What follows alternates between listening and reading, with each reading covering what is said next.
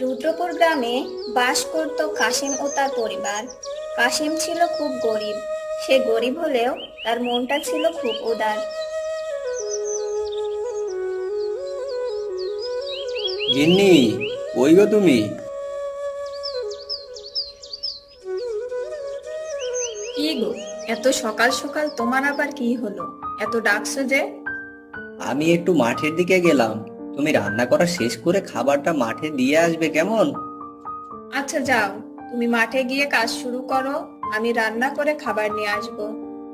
আমার কাঁচিটা দাও তো দেখি।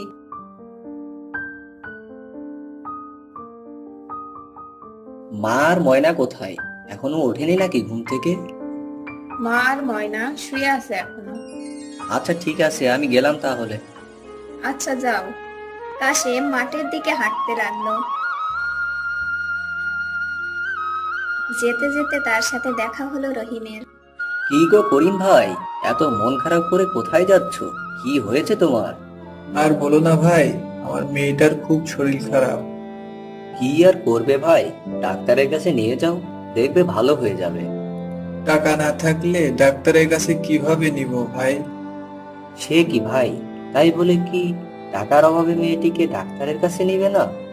তাছাড়া আর কি করব ভাই, টাকা ছাড়া তো কোনো ডাক্তার ওষুধ দিবে না। তাহলে তো বড় বিপদ দেখছি। তুমি এক কাজ করো ভাই, আমার বাড়িতে গিয়ে তোমার ভাবিকে বলবে আমি তোমাকে 1,000 টাকা দিতে বলেছি। সেই টাকা দিয়েই তুমি তোমার মেয়েকে ওষুধ কিনে দিও। তোমাকে যে কি বলে ধন্যবাদ দিব ভাই, তুমি আমাকে খুব বাঁচালে।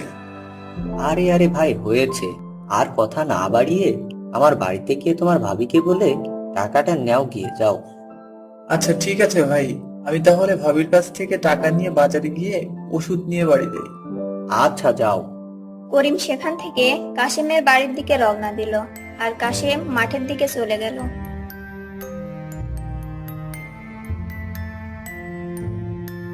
ভাবি, ও ভাবি, বাড়িতে আছো?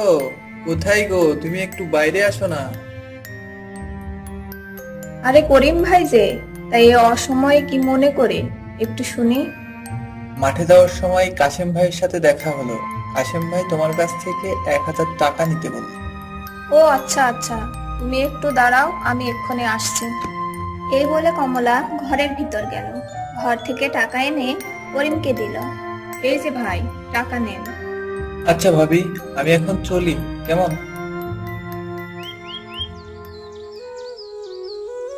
পরের দিন। ওগো শুনছো, মেয়েটা যে বায়না ধরেছে, মেয়েটার নাকি নতুন জামা লাগবে। কাল সারাটা দিন কান্না করেছে জামার জন্য। তুমি তো সবটাই জানো গিন্নি, যে রোজগার হয় তাতে বাজার করতে আর মার ওষুধ কিনতেই তো সব ফুরিয়ে যায়। সবই তো বুঝি, কিন্তু মেয়েটাকে তো কিছুতেই বোঝাতে পারছি না। কাল অতগুলো টাকা করিম ভাইকে দিয়ে দিলে কেন? টাকাগুলো থাকলে যে আজ কাজে লাগতো আমাদের। চিন্তা করো না গিন্নি, মানুষ বিপদে পড়লে উপকার করতে হয়।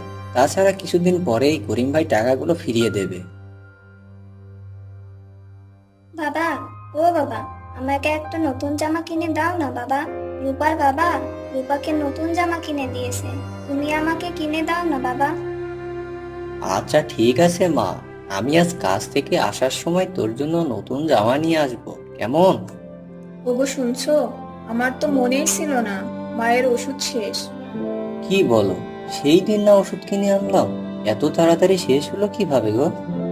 আজ 2 দিন শেষ হয়েছে মায়ের ওষুধ। এখন কি করি? আজ যে টাকার কাজ করব তা দিয়ে তো দুটো জিনিস কেনা হবে না। মা রে, কাল তোর জন্য জামা কিনে আন, আজ তোর দাদির ওষুধ কিনে আনতে হবে যে। আচ্ছা, কাল কিন্তু আমাকে জামা কিনে দিবা বাবা। আচ্ছা তাই দিব, পাগলি মা আমারে। কাশেম কাজের জন্য বাড়ি থেকে বের হয়ে পড়ল, আর কাজ শেষে ওষুধ কিনে বাড়ি ফিরল। কয়েকদিন পরে রাতে তারা ঘুমিয়েছিল, তখন খুব জোরে বৃষ্টি শুরু হলো। ওগো ওঠো তাড়াতাড়ি, দেখো বৃষ্টির পানি সব ঘরের চালের ফাঁক দিয়ে ভিতরে পড়ছে। তোমাকে সেই কবে বলছি ঘরের চালটা ঠিক করো, তুমি তো আমার কথাই শোনো না। এবার সারা রাত বৃষ্টিতে ভিজো। আমি কোন দিকে যাব বলো? কাজ করে বাজার করা, মায়ের ওষুধ কিনতে হয়। এই সব কিছু করে তারপরে তো ঘরের কাজ করবো নাকি? সেটা তো বুঝি। দেখো বিছানার উপর পর্যন্ত পানি পড়ছে, আর মা আর মনি ওই ঘরে আছে, ওই ঘরে তো আরো বেশি পানি পড়ছে। এই বৃষ্টির ভেতরেও ওরা ঘুমাবে কিভাবে বলো তো? কি করবো গিন্নি, গরিব মানুষ, এইটুকু কষ্ট তো সহ্য করতেই হবে। আচ্ছা যাই হোক, সব কাজের আগে ঘরের চাল সারানোর ব্যবস্থা করো। আচ্ছা যাই হোক, কাল সকালে করা যাবে, এখন তো কিছু একটা করো। হুম, যেখানে যেখানে পানি পড়ছে সেখানে সেখানে দিয়ে রাখছি। আচ্ছা আচ্ছা, তাই করো। সারাদিন এত পরিশ্রম করে রাতের বেলা একটু মন ভরে ঘুমাবো, তারও কোনো উপায় নেই। বিধাতা যে কপালে কবে সুখ লিখবে কে জানে। থালা বাসন এনে সব জায়গায় দিল।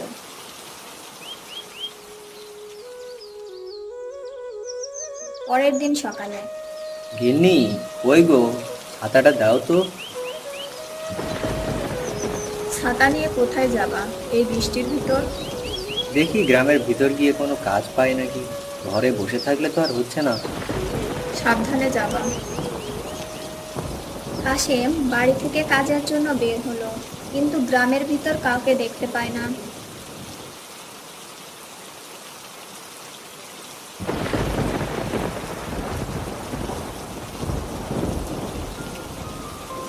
কোথাও তো কাউকেই দেখছি না। এই বৃষ্টির ভিতর কেউ তো বাইরেও নাই। কি যে করবো এখন কিছুই বুঝতে পারছি না। যাই দেখি আর একটু গিয়ে কোনো কাজ পাই নাকি। কিছু পথ যেতেই তার সাথে দেখা হয় রহিমের। কি গো কাশেম ভাই, এই বৃষ্টির ভিতর কোথায় যাচ্ছ? কোথায় আর যাবো ভাই, কোনো কাজ নাই, রোজগার নাই, ঘরে খুব অশান্তি, তাই এই বৃষ্টির ভিতর বের হয়েছি। যদি কোনো কাজ পাই। সেই সকাল থেকে ঘুরছি কিন্তু এখনো কোনো কাজ পাই নাই। তুমি কি আমার একটা কাজের ব্যবস্থা করে দিবে? ও এই ব্যাপার, কাজ পাচ্ছ না? তবে কাজ একটা আছে, কিন্তু বৃষ্টিতে ভিজে করতে হবে। পারবে তো তুমি এই বৃষ্টিতে ভিজে কাজ করতে? হ্যাঁ হ্যাঁ, পারবো। তা কি কাজ ভাই? পুকুর কাটার কাজ ভাই। এই বৃষ্টির ভিতরে এই কাজ কি করতে পারবে তুমি? হ্যাঁ হ্যাঁ ভাই, পারবো। তা কত টাকা দিবে আমাকে তাই বলো। তোমাকে দিন প্রতি 500 টাকা করে দেবো। করবে নাকি তাই বলো? 500 টাকা? ঠিক আছে ভাই, 500 টাকা করেই দিও। আচ্ছা তাহলে আসো আমার সাথে।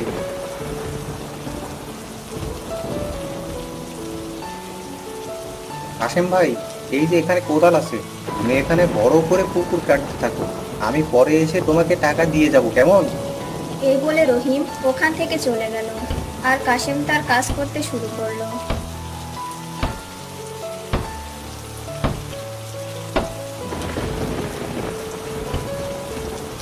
কিছু সময় পরে কাশেম ভাই, তোমার কাজ কি আজ শেষ? হ্যাঁ গো রহিম ভাই, আজকের মতো কাজ শেষ। আচ্ছা এই যে ভাই, তোমার আজকের টাকাটা।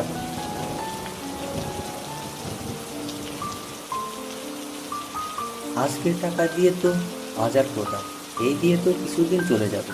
কাল থেকে কিছুদিন কাজ করে ঘরের চালের কাজটা শেষ করে ফেলতে হবে। রাস্তা দিয়ে যাওয়ার সময় সে দেখলো একটা বুড়ি রাস্তার পাশে বসে কান্না করছে। এ কি বুড়িমা, তুমি এখানে বসে কান্না করছো কেন? তোমার কি হয়েছে? আর বলো না বাবা, আজ কয়দিন হলো কিছুই খাই না। বাড়িতে রান্না করার মতো কিছুই নাই যে সেগুলো রান্না করে খাবো। ও এই ব্যাপার। আচ্ছা বুড়িমা, তুমি আমার এই বাজারটা রাখো, আমি কাল না হয় আবার আমার বাজার করে নিব। আর ঘরের চালের কাজ না হয় কিছুদিন পরেই করব। ঘরের চালে কি হয়েছে বাবা কাশেম? আর বলো না বুড়িমা, ঘরের চালটা ফুটো হয়ে গেছে। বৃষ্টি হলে ঘরের ভিতর পানি পড়ে। ভেবেছিলাম কাল থেকে কয়দিন কাজ করে ঘরের চালটা সারাবো, কিন্তু তা তো হবে না। কিছুদিন পরেই নাই করব ঘরের কাজ। ও আচ্ছা, এই ব্যাপার। বাবা তুমি এই পটলের বীজগুলো রাখো, এই পটলের বীজগুলো ঘরের পাশে লাগিয়ে দিও, কেমন? আচ্ছা বুড়িমা, আমি তাহলে যাই, তুমি বাড়ি চলে যাও, কেমন?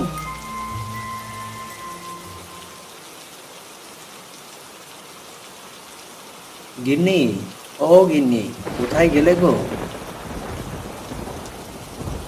কি গো, তোমার আসতে এত দেরি হলো কেন? আর তুমি বাজার করে আনো নাই? কাশেম তার বউকে সব খুলে বলল।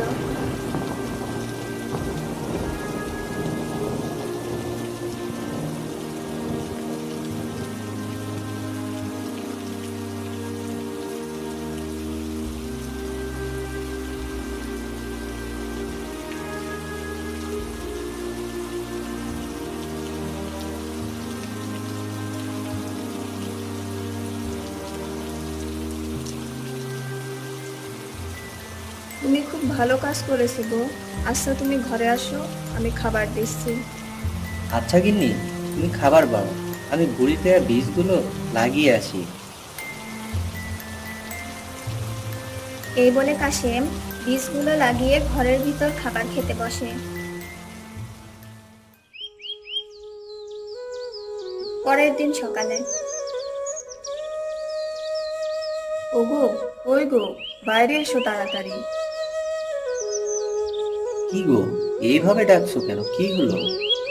চালের দিকে একটু তাকাও তো। আরে আমি এ কি দেখছি? ঘরের চাল তো দেখছি সব পটল গাছে সেয়ে গেছে। এখন তো আর বৃষ্টি হলেও ঘরের ভেতর পানি পড়বে না। কিন্তু একদিনে এটা কিভাবে হলো গো? ঠিকই তো গিন্নি। তার মানে বুড়িমা কোনো মানুষ ছিল না, হয়তোবা কোনো জাদুকর হবে। সে যাই হয় হবে, কিন্তু সে তো খুশি হয়ে আমাদের এই পটলের বীজগুলো উপহার দিয়েছে। দেখো ঘরটা এখন কত সুন্দর লাগছে। গিন্নি, তবে বুড়িমা আমাদের অনেক বড় উপকার করলো, কি বলো গিন্নি? এখন থেকে আর বৃষ্টি হলে আমাদের ঘরের ভিতরে পানি পড়বে না। হ্যাঁ গো হ্যাঁ, তুমি ঠিকই বলেছো। এই জন্যই মুরব্বীরা বলে, মানুষের সাহায্য করলে একদিন না একদিন নিজেরও ভালোই হয়। এরপরেও আর বৃষ্টি হলে তাদের ঘরের ভিতর পানি পড়ে না। এভাবে এখন তারা তাদের পরিবার নিয়ে সুখী শান্তিতে বসবাস করতে থাকে।